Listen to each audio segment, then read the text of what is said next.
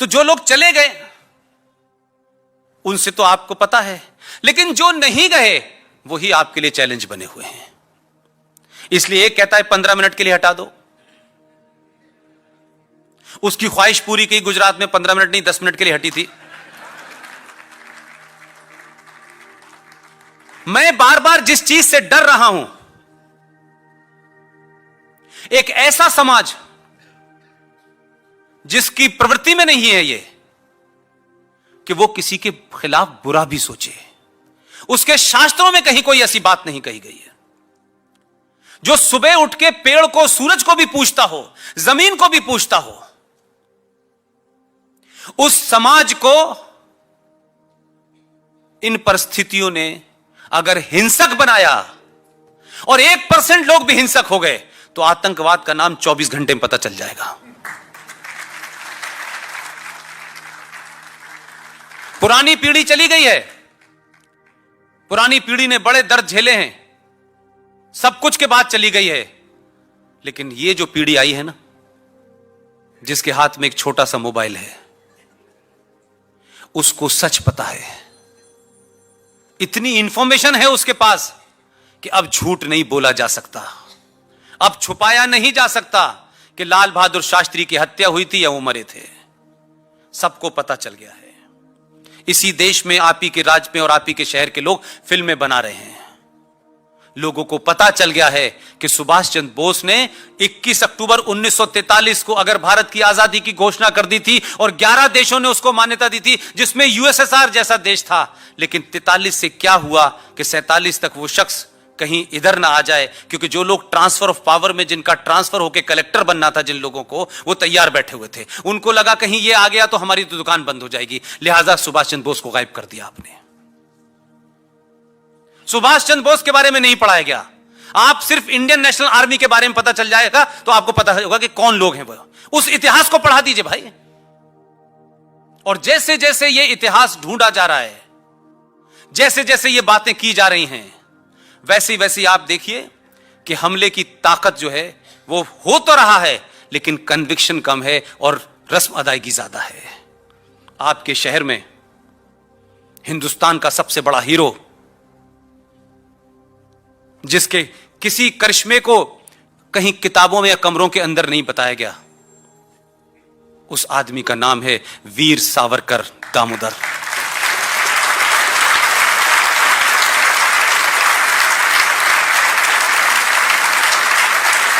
वीर सावरकर के बारे में 24 फरवरी और 28 मई यहां सावरकर के परिवार के लोग बैठे हुए हैं, रंजीत भाई बैठे हैं। सावरकर के बारे में लगातार एक झूठ इस देश में चल रहा है। सावरकर ने माफी मांगी थी, सावरकर ऐसा करा था, सावरकर ने वैसा करा था। मैं 30 तारीख को जयपुर में था, मैंने वहां भी बात कहा कि सावरकर के साथ, सुभाष चंद्र बोस के साथ उतना ही बड़ा फ्रॉड किया गया है जैसे इस देश में 2017 में, 16 में, 14 में हिंदू आतंकी थ्योरी गढ़ी गई थी। एकदम झूठ, कोई अस्तित्व नहीं है उसका। वीर सावरकर को इस धरती का सबसे बड़ा फ्रीडम फाइटर, और उसकी शान में जो चिट्ठी लिखी है श्रीमती इंदिरा गांधी ने 1980 में, उसको जरा कांग्रेसियों को पढ़ाएं जो आज के बौने कांग्रेसी हैं। एक राजस्थान नाम की जगह है, उसका मुख्यमंत्री कहता है कि इनके नाम के आगे से वीर हटा दो। तो मैंने कहा इसे हटा के अपने नाम के आगे लिख लो, यही कर सकते हो तुम। तो वीर सावर के नाम के आगे से वीर हटा देना, वो उन्होंने माफी मांगी थी। ये कौन लोग कह रहे हैं भाई, जिनकी सारी वीरता हमने 10 जनपद पे चप्पलों पे लेटे हुए देखी है? वो बताएंगे, वो वीर सावरकर को सर्टिफिकेट देंगे भाई, ये बौने लोग। इसलिए मैं कहता हूं कि आप प्रतिक्रिया मत दीजिए, लेकिन आपकी प्रतिक्रिया और रिएक्शन की जरूरत कहां है? क्योंकि आप ये मत मानिए कि लोग चुप हो जाएंगे, जिनका मुंह आपने 2014 में बंद किया था और फिर इंश्योर किया 2019 के अंदर। इसी दबाव को बनाए रखिए। आपके राज्य का और आपके शहर का एक टेलीविजन है, एबीपी क्या, मराठा क्या है वो, उसने एक डिबेट चलाई 28 तारीख को मैं आप ही के शहर में था। उसने कुछ ऐसा करके डिबेट चलाई कि वीर सावरकर नायक या खलनायक। शेम से बात नहीं बनेगी। आपने मेरे जैसे आदमी को सुनने के लिए 4 घंटे अपने निकाले हैं। 1 घंटा मुंबई जाम कर दीजिएगा, चैनल बंद हो जाएगा। और इसको छोटी घटना समझ के मत कीजिएगा। ये छोटी छोटी घटना ही बड़ी बन जाती है, और जब बड़ी बन जाती है तब हमको लगता है कैसे विरोध करें। जो मुंह खोले, लोकतंत्र के तमाम हथियारों का इस्तेमाल कीजिए, उनके बिजनेस को ठप कर दीजिए। दोबारा ऐसे लोग मौजूद और हिम्मत ना करें। और जो लोग भी इसकी अगुवाई कर रहे हैं, वो कौन हैं, कैसे हैं, किसके रिश्तेदार हैं, मुझे इससे मतलब नहीं है। एक सिंबल खड़ा कर दीजिए, उसके पीछे खड़े हो जाइए। मुंबई में अगर यह हो सकता है तो फिर पूरे दुनिया के अंदर और पूरे देश के अंदर तो आप समझ लीजिए कि फिर कुछ भी नहीं हो सकता। अगर आपके शहर के अंदर लोग वीर सावरकर को गाली देकर के बच जाएं और दिल्ली इसी मुंबई के अंदर कारोबार करें, तो मैं समझता हूं कि फिर आप ये मत सोचिए। आप यहां करिए। मैं पूरे देश में अपील करूंगा कि इन लोगों के खिलाफ मुहिम चलाई जाए।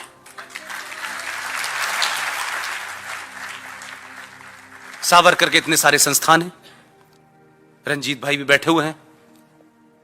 मैंने इनसे भी दरखास्त की है कि भाई सावरकर को यहां से निकालकर नॉर्थ इंडिया ले जाना है।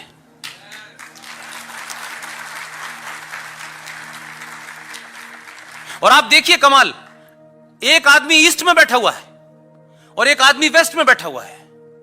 ईस्ट वाले के साथ भी वही हाल किया जो वेस्ट वाले के साथ किया।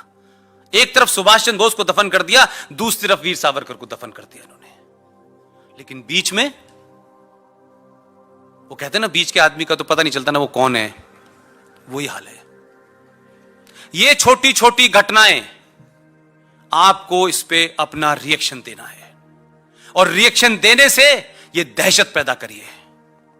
इसलिए बार बार मैं कहता हूं कि जिनको डर लग रहा था, उनकी डर लगने की मक्कारी पता चल गई कि तुमको डर नहीं लग रहा था।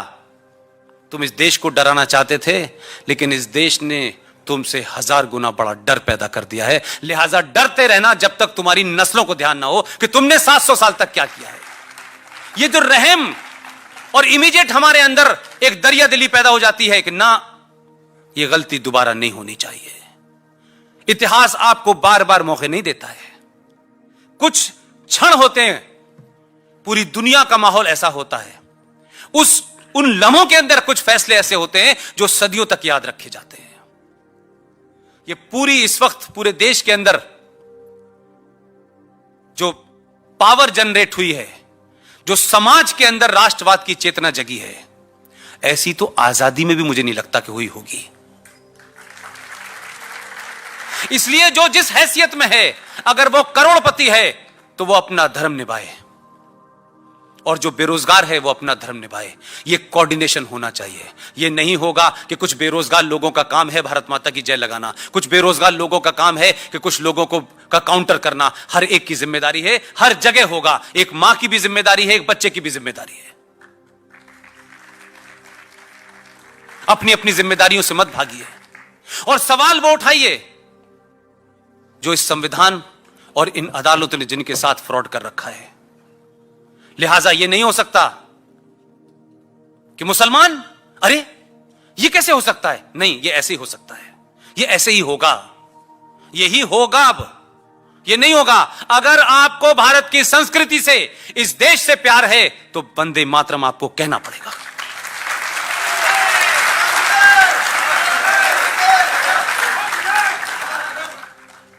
ऐसा नहीं होगा कि इस देश की नदियों का पानी आप पिएंगे, इस देश की ऑक्सीजन आप लेंगे, लेकिन जब भी जरूरत पड़ेगी तो आप कहेंगे हम होली लैंड के लिए आंसरेबल हैं, फादरलैंड के लिए नहीं है। और आपको एक आखिरी बार कहना चाहता हूं, लव लेटर मेरे पास आ गया है। उतना ही छोटा है जब शुरू शुरू में हम लोग भेजा करते थे ऐसे। क्या आप ये अपने दिमाग से गलतफहमी निकाल दीजिए कि सारा देश संविधान से ही चलता है। देश अदालतें जो हैं संविधान से चलती हैं। समाज तय करता है कि संविधान से कैसे चलेगा और संविधान में क्या होना चाहिए, और जो नहीं होना चाहिए उसको निकाल दें और जो होना चाहिए उसको डालें।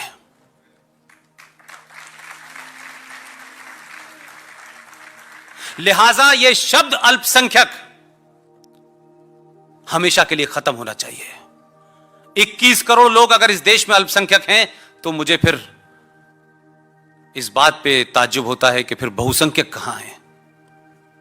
और ये जो शब्द अल्पसंख्यक के नाम पर आपने जो तांडव मचा रखा है, क्योंकि जहां जहां तथाकथित ये अल्पसंख्यक मेजॉरिटी में होते हैं वहां इन्हें निजामे मुस्तफा चाहिए होता है, वहां इन्हें खलीफत चाहिए होती है। और वही लोग कश्मीर में जो निजामे मुस्तफा बसाना चाहते हैं वो दिल्ली में आते आते उन्हें सेकुलरिज्म चाहिए। ये नहीं होने वाला। कश्मीर जो है उस पे 1 इंच भी कोई कंप्रोमाइज नहीं होगा, और कश्मीर जो है वो वैसे ही रहेगा। और जितने भी कश्मीरी पंडित दुनिया के किसी कोने में रहते हैं, जब तक वहां वो अपनी इज्जत से नहीं आ जाते, और ये मुनाफिक जो दंगाई हैं, जो आतंकी हैं, जो हुर्रियत की शक्ल में हैं, जो महबूबा और अब्दुल्ला की शक्ल में हैं, जब तक इनका खात्मा नहीं होता तब तक कश्मीर पर को हम सच नहीं मानेंगे। और भारत के लोगों को कश्मीर के लिए खड़ा होना चाहिए। इसलिए नहीं कि वहां कुछ लोग हैं, कश्मीर ही वो जगह है जहां से उनकी सोच है, जहां से उनकी ख्वाहिश है, वही रास्ता है जहां से गजवाए हिंद लाने की कोशिश की जा रही है। गजवाए हिंद लोगों को बहुत शौक है लाने का। मैंने कहा कि गलतफहमी मत रहना, तुम ही से सीख के लोगों ने, तुम गजवाए हिंद लाने की बात कर रहे थे, ये भगवाए हिंद ले आए हैं। और अगर यह हो गया, सरकार की शक्लें बदल सकती हैं, प्रधानमंत्री बदल सकता है, ये तमाम, लेकिन सत्ता पे वही बैठेगा जो इस देश की 5000 पुरानी संस्कृति को स्थापित करेगा, जो उसका वाहक होगा, उसके अलावा कुछ नहीं होगा। किसी के साथ डिस्क्रिमिनेशन नहीं होना चाहिए, किसी के साथ नाइंसाफी नहीं होनी चाहिए। लेकिन कुछ लोग ये माने कि हम माइनॉरिटी में हैं तो हम सब कुछ कर लेंगे, ये नहीं होने वाला। लिहाजा आज से आप ये अल्पसंख्यक शब्द की आड़ में इस देश को जो तोड़ने की साजिश है उसको खत्म करते हुए कहिए कि इस देश में नंबर 2 की majority, Muslim is the second largest majority, इस शब्द का इस्तेमाल कीजिए। दोस्तों, उत्तर प्रदेश में अब अपराधियों और भूमाफियाओं पर लगातार गाज गिर रही है। लगातार सूबे में योगी का बुलडोजर बिजली बनकर टूट रहा है। यहाँ तक कि जो अपराधी कानून और इंसानियत का उल्लंघन कर रहा है उसकी भी संपत्ति और आलीशान मकानों को आए दिन ध्वस्त किया जा रहा है। ताजा मामला गाजीपुर के नक्सर नेवाजू राय गांव का है, जहां कई सालों से चल रहे अतिक्रमण के खिलाफ योगी प्रशासन ने कार्यवाही को अंजाम दिया है। अब क्या है पूरा मामला, आइए आपको बताते हैं। दरअसल शुक्रवार की दोपहर में तहसीलदार सेवराय आलोक कुमार के आदेश पर अतिक्रमण को जेसीबी लगाकर निस्ते नाबूद कर दिया गया, जिससे गांव में हड़कंप मच गया और लोग अपना अपना घरेलू सामान बचाने की जुगत में लग गए।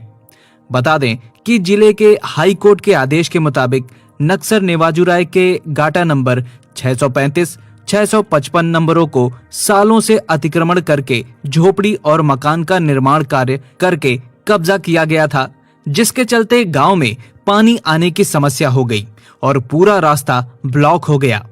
सिर्फ इतना ही नहीं, गांव की गलियों में पानी जमा होकर संक्रमण का खतरा भी बनने लगा था। बस फिर क्या था, आम जनता परेशान हो और सूबे का मुखिया चुप बैठे, ऐसा कैसे हो सकता है? और जब वो मुखिया योगी आदित्यनाथ हो तो ऐसा बिल्कुल नहीं हो सकता। तो बस फिर योगी के आदेश के मुताबिक तुरंत एक्शन लिया गया और फिर नक्सर नेवाजू राय के दर्जनों कच्चे और पक्के मकानों को गिराकर वहां से खाली करा दिया गया। वहीं मामले की जानकारी देते हुए तहसीलदार सेवराय आलोक कुमार ने बताया कि पिछले कई महीनों से नक्सर नेवाजू राय में अतिक्रमण हटाने की लिखित और मौखिक शिकायतें मिल रही थीं।